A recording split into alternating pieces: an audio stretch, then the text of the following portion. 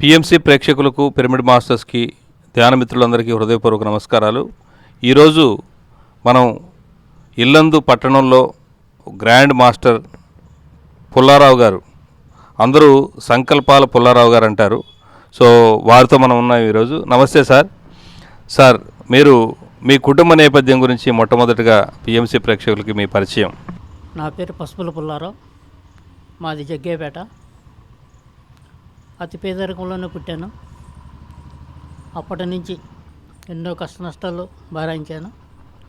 వాటి నుంచి బయటపడాలనే ఉద్దేశంతో పూజలు, వ్రతాలు, నోములు చేయటం, పురాణ కాలక్షేపాలకు వెళ్ళటం జరిగేది.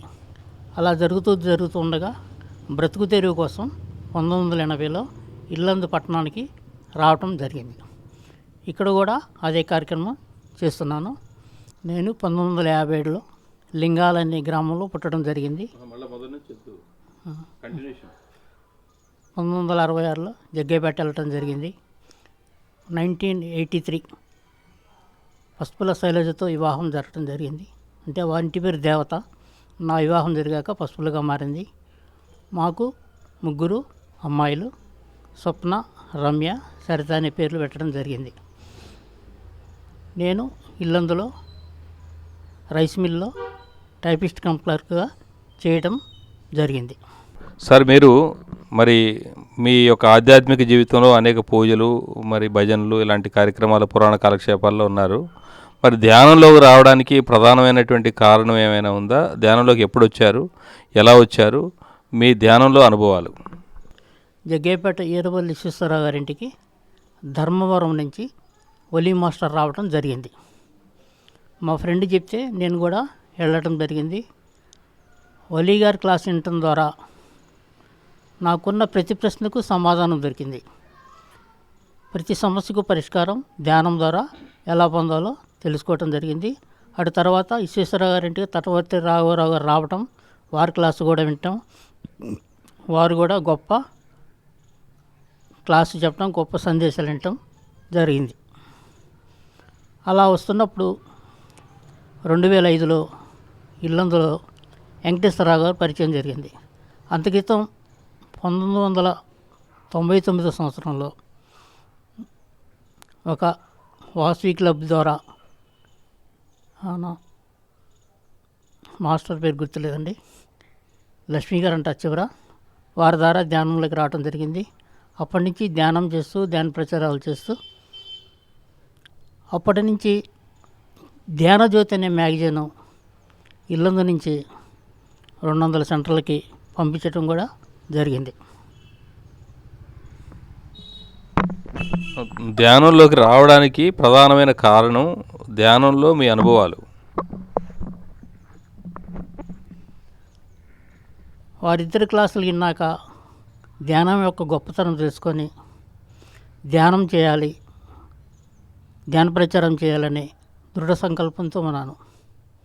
ఆ స్థితిలో 2006 ఆంధ్రజ్యోతిలో పత్రిజీ గారి సందేశం ఇవ్వటం జరిగింది.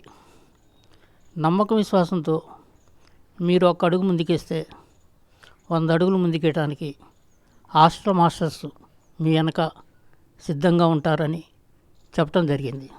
ఆ సంకల్పంతో ఇల్లందులో కూడా 180x180 పిరమిడ్ కట్టాలని సంకల్పంతో ఉన్నాను. పత్రిజీని ఎప్పుడు కలిశారు? పత్రిజీతో మీ అనుబంధం? పత్రిజీ గారిని 99లో ఘంటసాలగా పాటల ప్రోగ్రాం జరిగినప్పుడు వారిని కలవటం జరిగింది. అంతక్రితం కూడా ఒక పిరమిడ్ శంకుస్థాపనకి వచ్చారు. ఆ రోజు వారి వెహికల్కి పంచర్ అయింది. అదే రోజు నన్ను ఒక మిత్రుడు కొత్తగూడెం సుధాకర్ గారు బండి ఎక్కించుకొని గెస్ట్ హౌస్కి తీసుకెళ్ళమన్నారు. కానీ వేరే మాస్టారు వారిని తీసుకెళ్లారు. ఈ సంఘటన తర్వాత 8 సంవత్సరాల తర్వాత అదే పత్రిజీ గారు జగదాంబ సెంటర్ శిల్ప ఎలక్ట్రానిక్స్ నుండి నా వాహనం మీద ఎక్కి పాత బస్టాండ్ వరకు వచ్చారు. అప్పుడు వారిని అడగటం జరిగింది. సారు 7 సంవత్సరాల వరకు ఇప్పుడు తీరిందంటే అలాగా అన్నారు. కొత్తగూడెం కార్యక్రమంలో పత్రిజీ గారు నువ్వు గొప్ప నేను గొప్ప అని నన్ను అడగడం జరిగింది. నాలో ఉన్న మీరు గొప్ప అని వారితో చెప్పడం జరిగింది. ద్వంద్వం వద్దు, కరెక్ట్గా చెప్పు, నువ్వు ఇల్లందు ఎప్పుడు వచ్చావు? నేను 80లో వచ్చానన్నా.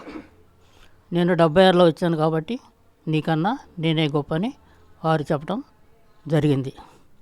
నీ సంకల్పం ఏంటని పత్రిజీ గారు అడగ్గా, ఇల్లందు ధ్యానమయమైతే విశ్వమంతా ధ్యానమయం సారు అన్నాను. ఓహో అలాగాని నవ్వారు. Correct sir. అప్పుడు నేను కూడా అక్కడే ఉన్నా కొత్తగూడెంలో. అప్పుడు పత్రిసారు అలాగే ఆ గొప్ప అనే విషయంలో నేను నీకంటే ముందు వచ్చానయ్యా ఇల్లందు, మరి ఎవరు గొప్ప అన్నారు. ఆ తర్వాత మరి కృష్ణుడు నలుగురికి ధ్యానం చెప్పాడు, అలాగే బుద్ధుడు 500 మందికి చెప్పాడు, జీసస్ 12 మంది శిష్యులు ఉన్నారు, అలాగే మరి శంకరాచార్య వారికి 11 మంది శిష్యులు ఉన్నారు. మరి ఎవరు గొప్ప అన్నారు.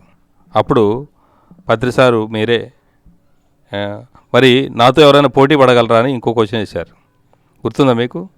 అప్పుడు నేను పడతాను సార్ అన్నా. నేను అంటే నువ్వు నాతో పోటీ పడతావా?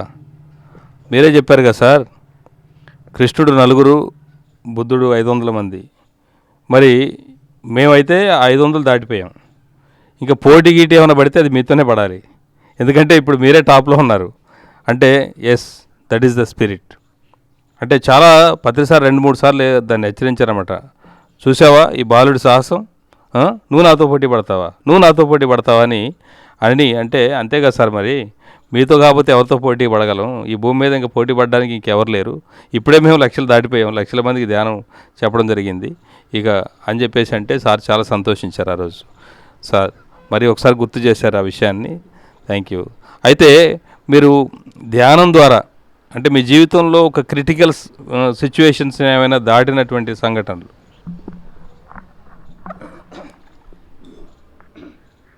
చాలా సమస్యలు ఎదుర్కొంటున్నాను. నేను సంకల్పం పెడితే అందరికీ ఫలితాలు వచ్చాయి. అదే పత్రిజీ గారి గురువుని కూడా డైరెక్ట్గా అడగడం జరిగింది. బాబు ఇంకా సమయం ఉంది, వెయిట్ చేయి, అన్ని అద్భుతాలే జరుగుతాయని చెప్పారు. సంకల్పాలు పెట్టేటప్పుడు కొందరు మాస్టర్స్ విమర్శలు చేయటం కూడా జరిగింది. నేను చెప్పే సమాధానం ఒకటే, సంకల్పాలంటే ఆలోచనలు పాజిటివ్గా అలా పెట్టుకోవాలా, సంకల్పం ద్వారా పెట్టించడం జరుగుతుంది. చేసిన తప్పులకి క్షమాపణలు కోరటం, విశ్వాన్ని ప్రేమించటం, అందరితో ప్రేమతత్వం, కృతజ్ఞతాభావం, క్షమాగుణం ఎలా ఉండాలో అలా నేర్పించడం జరుగుతుంది. నాకు విజన్ అయితే అద్భుతంగా కనబడుతుంది. త్వరలోనే అద్భుతమైన మార్పులు జరుగుతాయని భావిస్తున్నాను. నమ్మకం, విశ్వాసంతో ఉన్నాను. దృష్టి పెట్టగానే దేవుడే దిగివచ్చును. నాకు దైవశక్తి, గురుశక్తి, ఆత్మశక్తి, విశ్వశక్తి, విశ్వం అండగా ఉందని నమ్మకం, విశ్వాసంతో ఉన్నాను. మీకు ఒక పేరు సంకల్పాల పుల్లారావు అంటారు. సో అంటే మీరు సంకల్పాలు చేపిస్తుంటారు అందరితోని. ఆ సంకల్పాలు చేపించినప్పుడు వారికి ఆ సంకల్పాలు నెరవేరినటువంటి సంఘటనలు మీ జీవితంలో చాలా ముఖ్యమైనవి ఏమైనా ఉంటే? సంతానం లేని వారికి చాలామందికి సంతానం కుదిరింది. వివాహం లేని వారికి కూడా వివాహాలు కుదిరినాయి. ఉద్యోగం లేని వారికి కూడా ఉద్యోగాలు వచ్చినాయి. నా సంకల్పానికి పెట్టించే ముందు అందరితోటి ధ్యానం చేపిస్తాను. ధ్యానం చేయించాక సంకల్పం కామన్ది పెట్టిస్తాను. కామన్ సంకల్పం పెట్టించాక మరలా ధ్యానం చేపిస్తాను. మరలా ధ్యానం చేశాక వారి పర్సనల్ విషయాలు నుంచి ఎలా బయటపడాలి, పాజిటివ్గా ఎలా ఆలోచించాలనే ఉద్దేశంతో సంకల్పంగా చెప్తాను. చాలామందికి చాలా విధాలుగా నమ్మకం, విశ్వాసం ఉన్న వాళ్ళకి నెరవేరినాయి. రీసెంట్గా అనంతపురం నుంచి ఒక అతను నాకు 31 ఏళ్ళండి, నాకు పెళ్లి కావట్లేదు అని చెప్పారు. నాకు 3 నెలల్లో పెళ్లి కావాలన్నారు. 3 నెలలు అవసరం లేదు, ఒక వారం రోజులు అయిపోద్దని చెప్పి సంకల్పం పెట్టించాను. వారంలో నాకు ఇన్విటేషన్ వచ్చింది. సంకల్పాలు ఎలా ఉంటాయంటే, రీసెంట్గా ఆస్ట్రేలియాలో ఒక అమ్మాయి డెంటల్ చదివింది. జాబ్కి వెళ్తున్నప్పుడు అక్కడ ఎక్స్పీరియన్స్ అడుగుతున్నారు.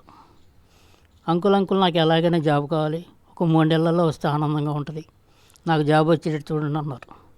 3 నెలలు ఎందుకమ్మా, ఒక 11 రోజులు వెయిట్ చేయి, ధ్యానం చేయి, సంకల్పం పెట్టుకో జాబ్ రావాలని. జాబ్ రావటం లేదని ఆలోచన తీసి జాబ్ వస్తుందని ఆలోచన చేయమని చెప్పడం జరిగింది. అలా చెప్పగానే ఆమెకు నచ్చిన కంపెనీలో ఇంటర్వ్యూ వచ్చింది. ఇంటర్వ్యూ వచ్చినప్పుడు ఆ పోస్టు ఆ కంపెనీకి అర్జెంటుగా వాంటింగ్ ఉంది. ఆ పోస్ట్కి క్వాలిఫికేషన్స్ ఉన్న అమ్మాయి ఈ ఒక్క అమ్మాయి రావటం వల్ల వితౌట్ ఎక్స్పీరియన్స్ తోటి సెలెక్ట్ చేయటం జరిగింది. Wonderful sir. అంటే ప్రతి వాళ్ళు ఆలోచన నాకు వస్తుందో రాదో, ఏదైనా నాకు జరుగుతుందో జరగదో అనే భయాల వల్ల వాళ్ళు అనుకున్నది సాధించలేకపోతుంటారు. ఇక్కడ సంకల్పం అంటే సంకల్పన అంటే మంచి కల్పన, ఆలోచనని బలంగా చేయడం. మనకు ఏదైతే కావాలో మన జీవితంలో స్పష్టమైనటువంటి అవగాహన కావాలి. అది 100కి 100 పాళ్ళు మనం యద్భావం తద్భావతి. అది ఏం జరుగుతుంది అంటే శుద్ధమైన సంకల్పం. అది చాలా శుద్ధంగా ఉండాలి, క్లియర్గా ఉండాలి. వాట్ ఈజ్ మనకు ఆ క్లారిటీ ఉన్నప్పుడు అది కరెక్ట్గా 100% నాకు జరగాలి అనుకున్నప్పుడు అంటే ఒక మిరాక్యులస్ థింకింగ్. సో ఇక్కడ negative thinking, positive thinking, miraculous thinking. So పాజిటివ్గానే కాదు, ఇంకా మిరాక్యులస్గా జరిగిపోయింది అనే ఒక అద్భుతమైనటువంటి ఆలోచనలు ఉన్నప్పుడు ఆ సంకల్పం అనేది నెరవేరుతుంది. Very simple. సో వాళ్ళ ఆలోచనలు మీరు సరిచేసి చాలా అద్భుతంగా మీరు వాళ్ళ గైడెన్స్ ఇచ్చి వాళ్ళలో మంచి అద్భుతమైన ఫలితాలు పొందేదానికోసం మీరు ఎంతోమందికి సహాయం అందిస్తుంటారు. అలాగే మీ జీవితంలో మీకు మరి మీరు సంకల్పించే విషయం మీరు ఆల్రెడీ చెప్పారు, పెద్ద పిరమిడ్ కావాలని. సో విశ్వ కళ్యాణం జరగాలి కాబట్టి అంటే మన కోసం మనం సంకల్పించుకున్నప్పుడు అవి తొందరగానే అవుతాయి. విశ్వ కళ్యాణం కోసం జరగాలనుకున్నప్పుడు అందరికీ అందరికీ జరగాలనుకున్నప్పుడే అది జరుగుతుంది. మరి మన బీబీసీ కావాలి, పిఎంసీకి బీబీసీ కావాలి. దాని గురించి మరి మీ సంకల్పం.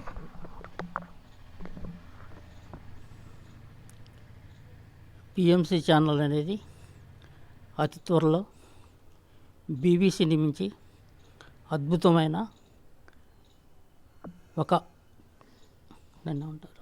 ఒక ఛానల్గా ఎదిగిపోతుంది.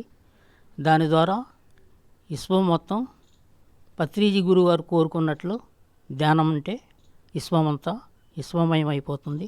ధ్యాన శక్తి విశ్వమంతా ప్రచారం అవుతుంది. అప్పుడు మాత్రమే భూలోకం సత్యయుగంగా మారిపోతుంది. అందుకోసం మనందరము కృషి చేద్దాం. చివరిగా పిఎంసి ప్రేక్షకులకు మీరు ఇచ్చే సందేశం. పిఎంసి అనేది మాస్టర్ లేకుండా అద్భుతమైన ప్రచారాలను, పత్రిజీ గారి సందేశాలను విపరీతంగా జనాల్లోకి వెళ్ళిపోతుంది. దాని ద్వారా పిఎంసి ద్వారా వేలాది మంది ధ్యానులు పిరమిడ్ ధ్యానంలోకి వస్తున్నారు. ఇది ఒక గ్రామానికి, ఒక పట్టణానికి పరిమితం కాలేదు. విశ్వవ్యాప్తంగా, ప్రపంచవ్యాప్తంగా పిఎంసి ఛానల్ అనేది అద్భుతంగా విస్తృతంగా విస్తరిస్తూ ఉంది. పిఎంసి ఛానల్కి హృదయపూర్వక ధన్యవాదములు, కృతజ్ఞతలు. Thank you sir. ఈరోజు మరి మీ దగ్గరికి వచ్చి మీ యొక్క అనుభవాలు పిఎంసికి అందించినందుకు మీకు హృదయపూర్వక కృతజ్ఞతలు, నమస్కారాలు తెలియజేస్తూ థ్యాంక్ యూ. చూస్తూనే ఉండండి ప్రతిక్షణం సత్యదర్శనం పిఎంసి.